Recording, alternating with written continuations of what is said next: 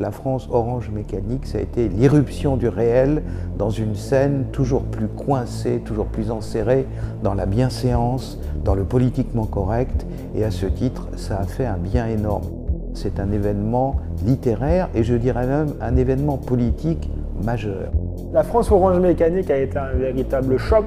Ça fait 30 ans qu'on nous dit qu'il n'y a pas d'insécurité, mais simplement un sentiment d'insécurité. Et je pense que les gens avaient besoin qu'on mette des mots sur leur réalité. C'est exactement ce qu'a fait Laurent Oberton. Il a mis des mots parfois crus, qui ont choqué les bien-pensants, mais qui correspondaient au quotidien des gens. Et ça a eu un véritable effet libérateur.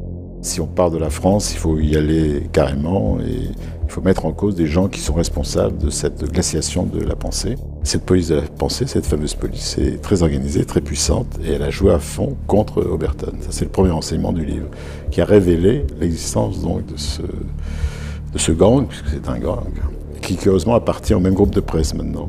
C'est le même propriétaire qui a ses journaux, c'est un banquier, M. Pigasse, qui se définit lui-même comme punk. Ce qui m'a beaucoup amusé, puisque moi j'étais comme l'éditeur historique, comme on dit, des trois principaux punks français. Donc je voudrais savoir en quoi le fait d'être punk permet de soutenir une presse aussi disqualifiante et disqualifiée. Il y a deux façons de faire, c'est le silence, ça marche, la calomnie, ça marche aussi. Et dans le cas d'Oberton, c'est la calomnie qui a triomphé. Je vois sans arrêt dans les petits journaux de province la pharmacie machin braquée pour la 5e fois, telle épicerie cambriolée 30 fois en 10 ans. Les gens qui refusent de comprendre ça et de voir les raisons de cette augmentation de la violence sont totalement dans le mensonge et dans la délation.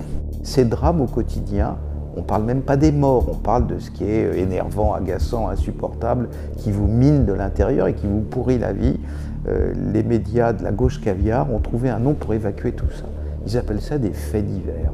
Quand on les réunit dans le même objet qui est un livre, là ça devient de la dynamite. Ce qui était intéressant dans la France Orange Mécanique, c'est que ce n'était pas seulement la description de l'insécurité, c'était la description du système qui allait avec. Il y avait un démontage quasiment du système médiatique, du système judiciaire.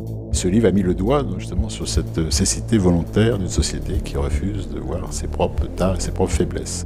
Laurent Oberton, il fait exploser la mascarade du fait divers. Nous vivons dans un monde d'excités, d'énervés, de gens qui vous parlent dans le genou tremble et qui louchent sur 3 téléphones portables. Ça, c'est le lot le plus commun, surtout dès qu'il s'agit d'informer et dès qu'il s'agit d'écrire ou de réfléchir, ou en tout cas dans la sphère de ce qu'on appelle les intellos médiatiques.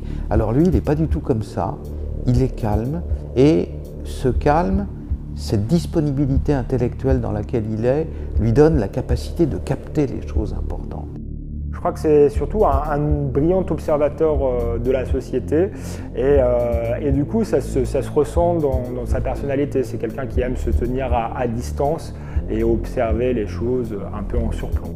C'est quelqu'un qui écrit froidement, qui écrit de manière, je dirais, avec une certaine distance. Il n'y a pas d'emballement, il n'y a pas d'emportement. Il y a une inspiration quand même, il y a une manière de rendre ça vif, de rendre ça tout en gardant une certaine froideur, puisque ce qu'on décrit est évidemment intolérable, inacceptable.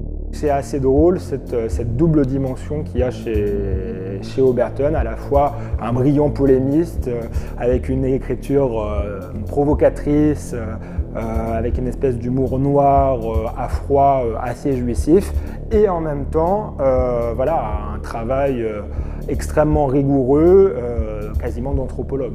Alors si vous mettez bout à bout le calme, le côté sarcastique, l'œil qui brille, vous avez affaire à une personnalité redoutable. On sent en lui le tueur littéraire. La France Orange Mécanique était une première enquête, il va y en avoir 2 autres où il va faire sauter de nouveaux tabous. La France Orange Mécanique ouvrait le véritable projet de Laurent Oberton, qui est une série d'enquêtes sur la France, sur ses cicatrices, sur ses blessures profondes. Arrive très prochainement la nouvelle enquête de Laurent Oberton, qui devrait se situer très haut sur l'échelle de Richter. Au moins, dans un moment, comme éditeur, j'ai eu entre les mains des manuscrits qui étaient victimes de ce harcèlement Houellebecq a été très mal accueilli au départ. Je pense que le commissaire politique en tête, qui est Jérôme Garcin, a oublié ses premières réactions sur Houellebecq qui étaient extrêmement négatives. Ensuite, il a changé d'avis. Bon, maintenant, il retourne à ses penchants de tchéquiste de la pensée, ce que je regrette beaucoup parce que nous avons été très liés, nous avons été complices, mais c'est terminé. Je ne parle pas du menu fretin dans les policiers de base comme Alain Beuve-Berry, qui simplement rien qu'en écrivant le nom de Ring a des convulsions, le malheureux, on a l'impression qu'il va s'évanouir, ni Nelly Capriélian, qui est pour moi la reine des idiotes, et qui fait bêtement son travail de surveillance de policière. Garcin est à part. Hein. Je regrette qu'il soit devenu ce personnage extrêmement virulent dans la censure. Ça cache peut-être quelque chose d'ancien que je n'avais pas perçu, mais je n'ai aucune illusion sur le menu fretin de cette police de la pensée. Elle était là avant, elle sera là encore demain, et je lui souhaite du courage puisqu'elle va avoir d'autres livres à se payer prochainement.